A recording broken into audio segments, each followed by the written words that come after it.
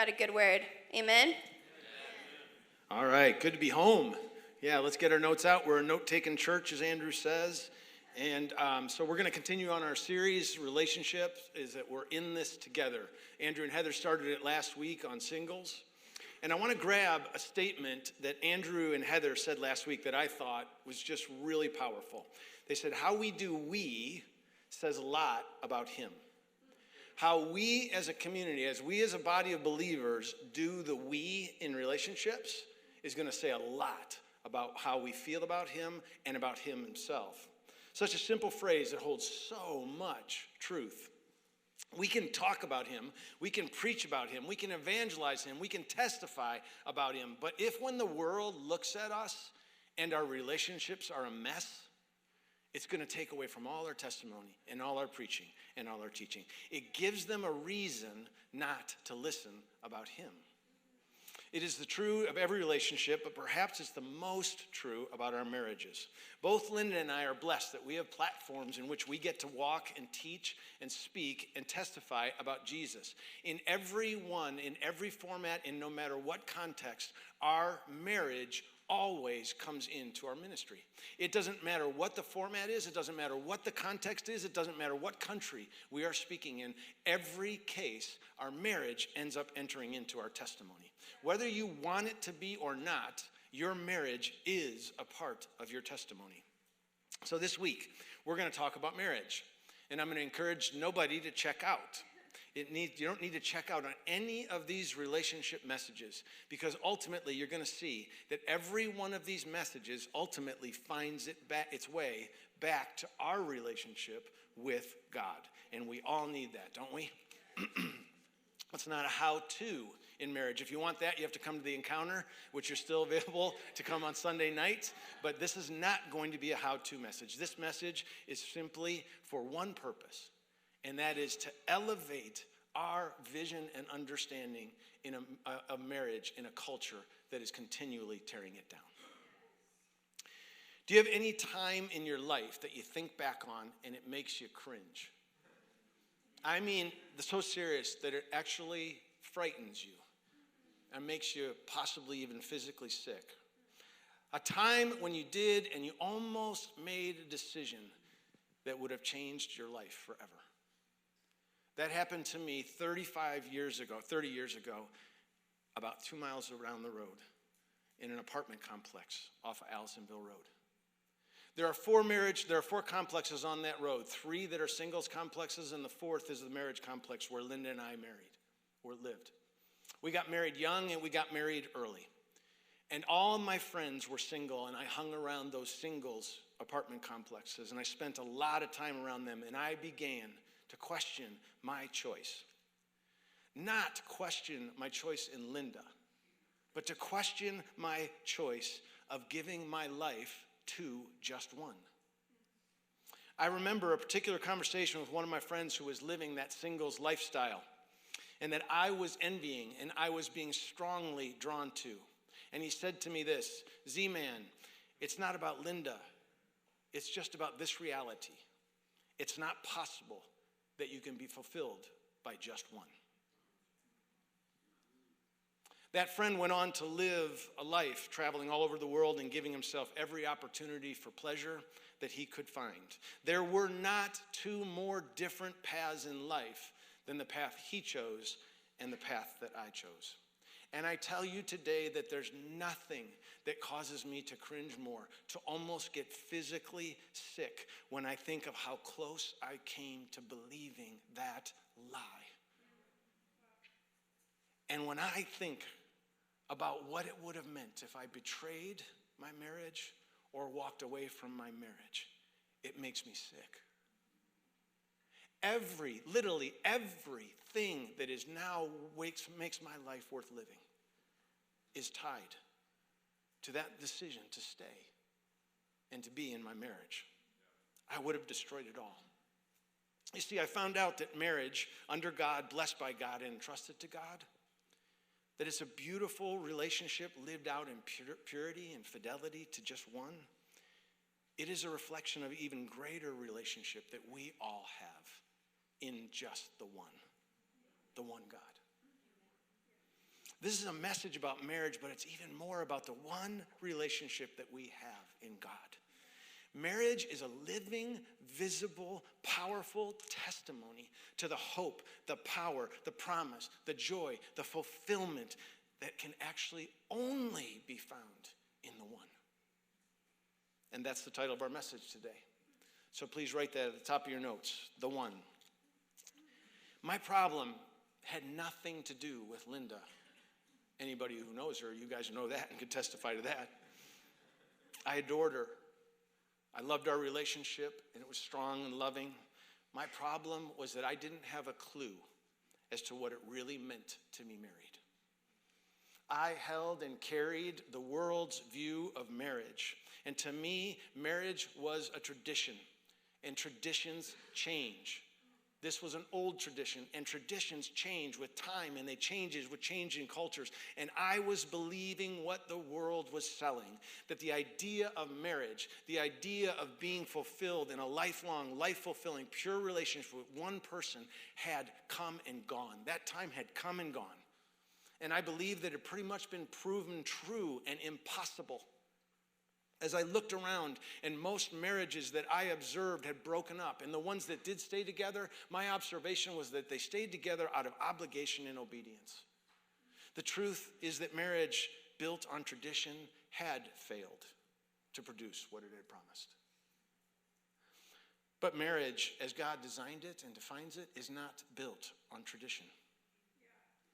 Marriage, as it's thought of today, often has little understanding of and bears little resemblance to marriage, the way God sees marriage. And let me be clear, when I make that statement, I'm not talking about them out there. I'm not talking about the marriages of unbelievers. I cannot stand up here and draw some really strong, distinct line between them and us, because sadly, no clear line really exists. That's why we're going to do this series on relationships. And that's why we're going to talk about marriage today. We're going to take a week to vision cast for marriage as God designed it. Because it can be different. We can be different. Those of us who know Jesus and carry the Spirit of God inside of us have the chance to redeem marriage, redeem the honor of marriage, redeem the power of marriage, redeem the purpose of marriage. We can have marriages that testify to the one, and a rare reflection of the goodness of God. We are here in this church. We want to carry that higher vision of marriage. And we want to reflect that higher vision to our church, to the city, and to the world. So today, together, we're going to deep dive into marriage as God sees it. This is not a message on how to get married or a message on the how-to of the practicals of marriage. It's just simply to elevate our belief in marriage. A few more comments before I dive in. When I am referring to the one in marriage, I want to be clear. I'm not talking about that there is the one person in all of the world that you could and should marry.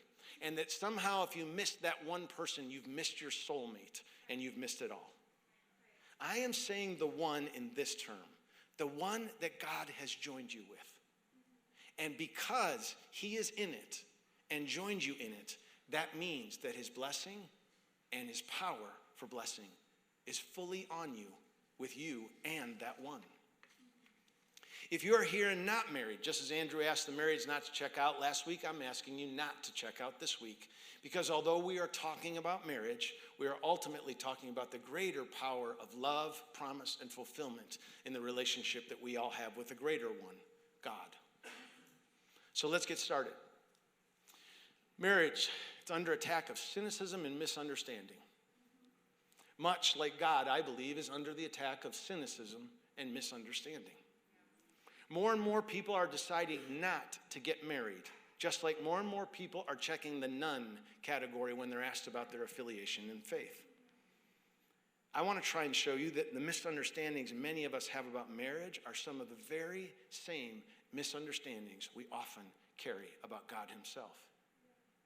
You see, I was married, I knew and I loved my wife, but I did not understand the heart of marriage. Likewise, when I was down there on Allisonville Road, I was a Christian. I knew and loved God, but I did not know and understand the heart of God. To me, God was my creator. I had separated myself from him by sin, and God had sent his son Jesus to die for me so that I could enjoy heaven and live in heaven forever. And I owed him, because of his great sacrifices, to follow his rules and reign forever. What was the purpose of those rules? It didn't matter. He was God. He got to make the rules. And whether I understood them or not, it was up to me to just follow them. These boundaries God set for me were about his holiness and had very, very little to do with me and the life I lived. What about these rules? What would be the result of me following these rules? Simple. I would receive heaven and live in heaven for eternity. What did following these rules mean for my years here on earth? Well, it didn't really matter. As long as because I was a stranger and an alien here on earth, as I was taught, and my real life would begin once I got to heaven. That was my real home. So my job, as I understood it here, was to tell as many people as I could, follow the rules, and tell as many people as I could about Jesus so they too could go to heaven. Are all of those truths worthy of praise and celebration? Yes. But I would submit they're also incomplete. It's incomplete because it does not tell the rest of the story. It leaves out the heart of God for God's heart for me as his child. It does not capture the truth of verses and statements that God made like this through Isaiah. This is what the Lord says, your Redeemer, the Holy One of Israel. I am the Lord your God who teaches you what is best for you, who directs you in the way you should go. If only you had paid attention to me and my commands, your peace, it would have been like a river. Your righteousness, like the waves of the sea. Or the truths captured in this verse in 1 Samuel. You must not turn away from me, for you will go after futile things that cannot profit or deliver, because they are futile. You see, the heart of God is that every boundary he gives us, everything he keeps us from, everything he holds back from us is for our good. Because he loves us more than we will ever fully comprehend. As Andrew and Heather said last week, boundaries are for our good. Boundaries indeed glorify God, but they also protect us, and they pave the way for a life of love and joy and peace for us. Boundaries are not just because we're Christians. Boundaries are because we're humans. And because we're humans and left to our own, we will mess things up. And it is a loving God that sets those boundaries in place. Do you see the two differences in the views of God? One sees God's as his rules are arbitrary and simply there to be followed no matter what he says. Would he have the right to say that and stop there? Yes. Would he have the right to say, I saved you for heaven, I paid a great price for you, and in response, you will live according to my rules forever? Would he have that right? And I would say, yes. But part of the beauty of the gospel is that he had the right to stop there, he didn't stop there. He went on to say, I created you and I know you, and I know what's best for you. The things you leave me for, you'll chase them, they'll actually destroy your soul. The things that will draw you away from me, they can never deliver what they promised to you. Try to find life apart from my ways, and you're going to find yourself chasing after the wind. But stay with me and my ways, and not only will you be saved for all eternity, but I will deliver to you light, truth, rivers of living waters, wells that never run dry, strength that will never run out, grace that never runs out and never abounds, joy that never ends. In following my ways, you will find life itself. And it is this loving, guiding, protecting, gift-giving God that gives us marriage. But just like our view of God is often incomplete, I would submit that our view of marriage is also incomplete as well. When I was living in those apartments, I was caught in a vision for marriage that was about the restriction of life, not about the gift from God for life. I understood obligations of marriage, and I understood the boundaries of marriage, I understood the restrictions of choosing life with the one. But what I was missing in understanding was God's great gift and the gift of the one. But here's the truth about me. Here's the truth about you. Here's the truth about every one of us. Men and women hearts always wander and wonder. Where will we find it? Where will we find peace? Where will we find contentment? Where will I find purpose? Where will I find joy? Where will I find life? From the beginning of time, people have chased endless gods. In the ancient world, they had literally hundreds of gods, hundreds. And Paul goes to visit Athens, and he sees the altars and the monuments built to these hundreds and hundreds of gods. And just to cover their bases, he sees the altar that's built entitled to the unknown God. Just in case we missed it in all these hundreds, we're going to build one to the unknown God. And from that time until now, God has cried to all people, the gift is in the one. And mankind has struggled and said, it can't be. It can't be in just the one. And we've been on this endless search for the all, the many, the different, the younger, the better, the new, anything but the one. What about us enlightened folks of the 21st century? We know so much, don't we? We know so much, and yet we're even more confused and lost, I think, than ever. I find something funny, mostly sad, in the thinking that we keep thinking we're coming up with something new. We keep thinking that we're actually approaching the answer. You know, I'm in the publishing business, and can I tell you something? I'll guarantee you. This coming January, there is going to be a new diet series published for New Year's resolution. Can I guarantee you that every exercise company will have redesigned their equipment and finally found the way to keep you fit? Every golf company will come out with a new driver that will allow you to hit 20 more yards. And we're going to buy them all by the millions. And sorry, ladies, a new facial cream's coming out as well. And we're going to buy them all.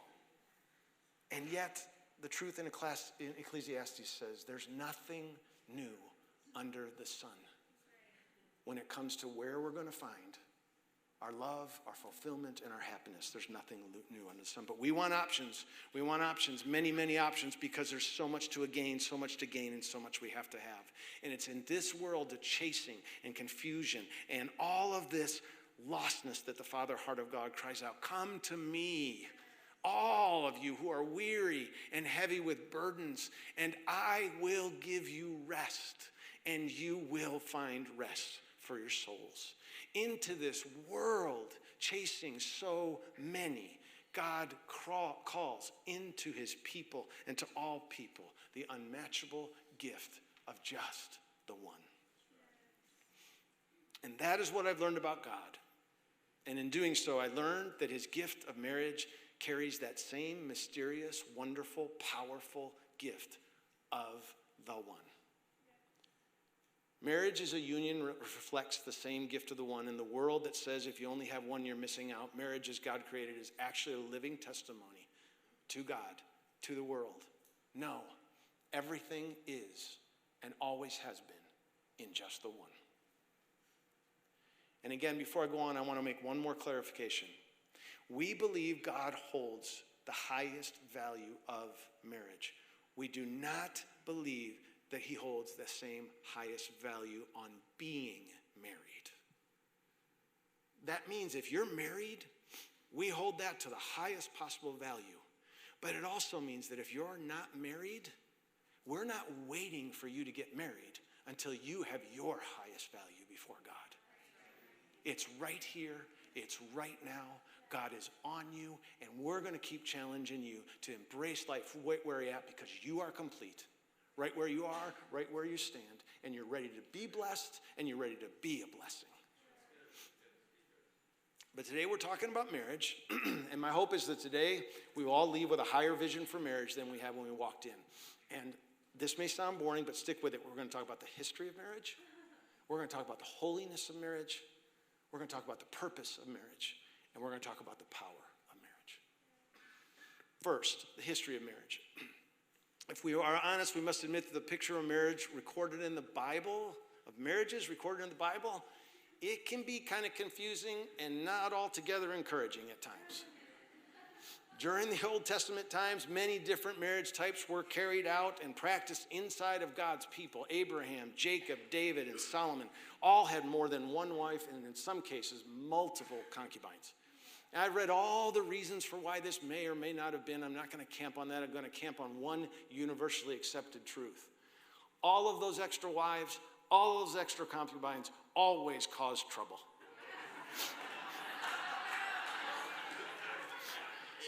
So, man, that's what we're landing on.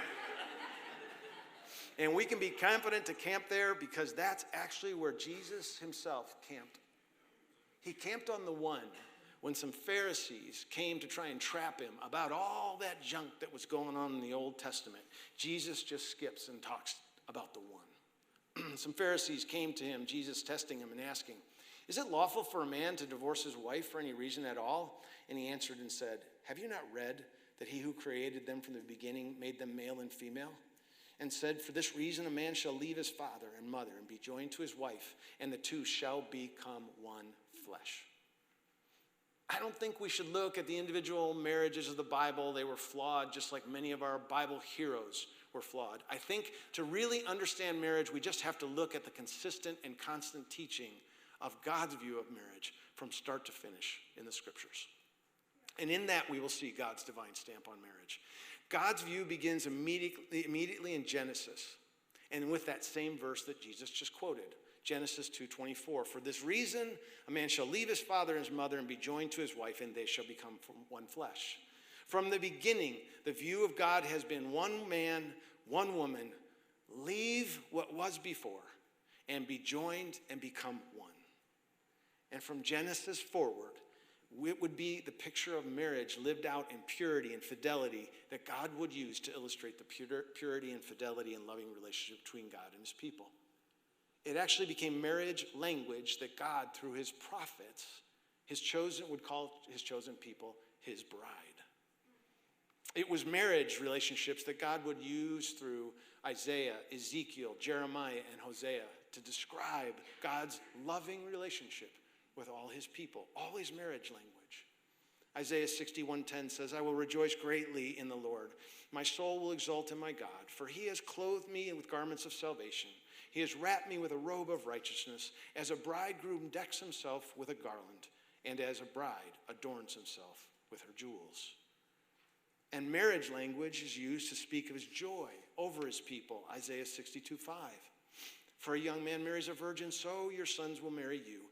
And as the bridegroom rejoices over the bride, so God will rejoice over you. And God gave us the romance of the Song of Solomon to highlight the wonder, excitement, joy, and love, and the fidelity of the one. From the beginning, God created marriage, unity, and fidelity to be a living, visible reflection and testimony of the fullness and completeness of monogamous, faithful relationship to the one God.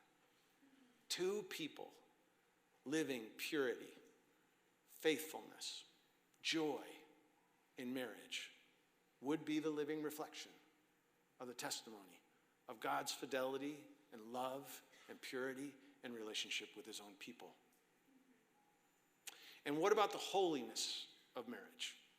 Holiness is a big and a scary word sometimes, but in its simplest form, here's what it means: to be set apart.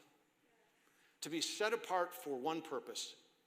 To be completely set apart for God's purpose and not for anything else. And that's marriage is holy and completely set apart to be used by God in his mission. Marriage is set apart to reflect and to testify to the promise and power and fulfillment of the one. Marriage is not a thing, it's not an action that itself is holy. It is its purpose that makes marriage holy. Marriage is holy and set apart to reflect and testify to God. against every other thing. Jesus adds something that makes a strong statement about the holiness of marriage. He says, what therefore God joined together, let no man separate. Let's talk about that statement, what God has joined together. It comes with some weight. You see, God made covenants with people all through history. Covenants with Noah, there will be no more floods. Covenant with Abraham, there will be a promised land. Covenant with nation of Israel on Mount Sinai, you will be a treasure to me. Covenant with David, there will be an everlasting kingdom that comes from your people. Marriage is a covenant between two people made before God, and it is before God part that makes it holy. This was really illustrated by a couple in our church, Chris and Carly Rush. As they were married and lived on in their marriage, they realized that although they had done their vows, although they had made their claims, they had not really done it before God. And so they gathered people, and we got to redo their covenant because they knew it was the before God part that makes it holy. And we've all seen the power in that marriage, haven't we? And when you vow before God, what you vow is holy, and your marriage is holy, and you are set apart holy for him. Then another covenant comes along, the new covenant. Jesus comes and says, this is my blood for the new covenant, which is poured out for many in forgiveness of sins. And guess what he would use? Again, to reflect the power and the holiness of the covenant. Again, he would use marriage language to affirm this new covenant. This church that he birthed, it would present and preach the kingdom. It would make others great. It would change the entire world. And again, it is marriage language that he uses to speak over that church. John the Baptist, having seen Jesus and knowing he's the Messiah, says this, he who has the bride is the bridegroom, but the friend of the bridegroom who stands and hears him rejoices greatly because of the bridegroom's voice. So this joy of mine has been made full. The role of marriage, testifying to the power of the one, carries all the way through the book of Revelation. Revelation 21:2. And I saw the holy city and New Jerusalem coming down out of heaven from God, ready as a bride to adorn her husband. And then we see Paul, all through Ephesians 5:20 through to 25, use the marriage relationship to testify to this new covenant and the power of the church that would change the world. Wives, be subject to your husbands as to the Lord. For the husband is the head of the wife, as Christ is also the head of the church, he himself being the Savior of the body. But as the church is subject to Christ, so also wives ought to be subject to their husbands in everything. Husbands, love your wives, just as Christ also loved the church and gave himself up for her. This mystery is great, but I am speaking of the reference to Christ and the church. You see, the purpose of our marriages are the foundational testimony to the new covenant, to the arrival of the church on earth, to the truth of Jesus bringing the power of the church to change the world. That's what our marriages testify. It is this history of marriage. It is the holiness of marriage, and it is the purpose of marriage that results in the power of marriage. Do you know, I cannot think of any other place where the ways of God collide more with the ways of the world than in marriage. Is there anything other than in marriage? The world screaming to us, just one? For a lifetime? It can't be. Is there any place that it's colliding more with our messaging through everything we watch, everything we see, everything is testified? I can't think of another place that the world's testimony is colliding with God's truth than in marriage. And yet it is this monogamous relationship that God says, look, watch, observe the power of one. And when you live that out, the world doesn't have an argument for it. I've got a community of international people that I'm bringing testimony to, and you know what? They can come up with all kinds of arguments, but you know what they stop at? My marriage. They can't explain my marriage. And they don't come against my marriage. They've got to observe it and watch it. My friend, the guy that tried to pull me away, the one that I was drawn to, the one that I came this close to trading my life for, I got off a plane from Ukraine 8 years ago, had a text from him, call me right away. I hadn't heard from him in probably 4 or 5 years, and I called him. And I said, what's up? He goes, I had to find you, and I had to tell you. I said, what? He goes, I had to find you and tell you you were right. For 30 years, you were right. I've lost everything. I've lost my marriage, I've lost my family, I've lost my business, and I just had to find you and tell you you're right. That same year, Linda and I flew and celebrated our 30th anniversary. And we sat on a balcony overlooking the sea, the Mediterranean Sea, and I tell you the truth, we wept. And we looked and we said, could anybody have convinced us that monogamy was this good? And now do you see why I cry or almost shake when I think I almost left it? I was that ox going to slaughter. That's the marriage of power, power of marriage. The testimony to the world that the power always has been and always will be in just the one. Marriage has been cynically judged by the world to be bad most of the time, okay, sometime, good, seldom. But it can't be great. And to the world I say, God doesn't do okay, he doesn't do good, he only does great. Marriages are not created at the altar. They only begin there. And they begin a lifelong journey. They're a treasure. And just like any treasure, you have to mine for it. But if you mine, can I tell you what you find? And the people that are in the marriage encounter will have to put up with this because they've heard this story, but I know of no other testimonies that I leave you with. And since I got affirmed that somebody said they love this story, I'm sharing it again. I flew to Russia, and I went with a man who hadn't been apart from his wife in 50 years. Never, not one night apart from his wife.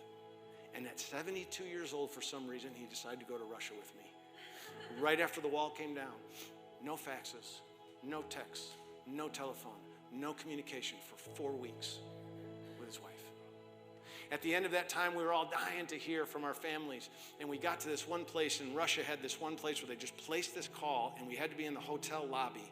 And they placed a call to the States on all of our wives, and whoever picked up would get called forward to that counter. And you'd have 3 minutes to talk to your family. So 6 of us sat there waiting, and we couldn't wait for this phone call, and we're just waiting and waiting. And Howard's call came in first. And he walked to that counter, and he picked up the phone, and the other of us, the young guys, were just listening to him, and here's what he said. His wife's name was Gyneth. Gyneth? Gyneth? 3 entire minutes. All he said was her name. And he wept. And we walked away from that phone call and we looked at each other, the young guys, and said, I want a marriage like that. I want a marriage that after 50 years, just the sound of my wife's voice makes me cry. And Linda's parents had a great marriage, and Linda's mother died of cancer too early. And as she was dying, we all went to her dad and said, Dad, you got to let her go. And he said, I know. I'm just waiting for the time that I can lie and tell her I'll be okay without her. That's the power of monogamy. That's the power of an investment in one. A love so deep that after 50 years, just a voice can make you cry. And a love so deep after 50 years, you have to lie to say that you'll be okay without him. That's the kind of marriage I want. Like I said, this message was for one purpose, to inspire us to believe in the huge vision that God has for marriage. Marriage is not okay, it's not good, it's meant to be great. And understand and be encouraged all over again that whether married or single, everything we need, everything we will always need, everything we will want will always be found in just the one. Let's stand together.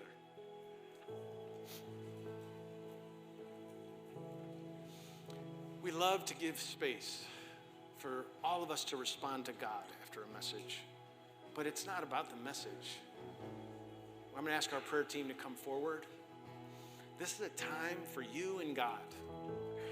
When the word is spoken, revelation comes. Doesn't even always have to be about the topic that's being spoken about. It's just interacting with God, and all of a sudden things come. And this is our time to respond to God. This is your time to respond to God. It doesn't matter. Maybe just this talk about God is new to you. And this talk about Jesus is something you need further understanding for. Then come forward and get prayer. Ask questions of any of these folks and they can tell you. Maybe there's something God's laid on your heart and you need to pray about that. Maybe it's totally unrelated to the message. It really doesn't matter. I do know this. We all need prayer. And so if there's anything that you need prayer for, I'm asking you, please don't leave without coming forward for prayer. This is our time to celebrate together, to be together, and to come to God together. Let's pray.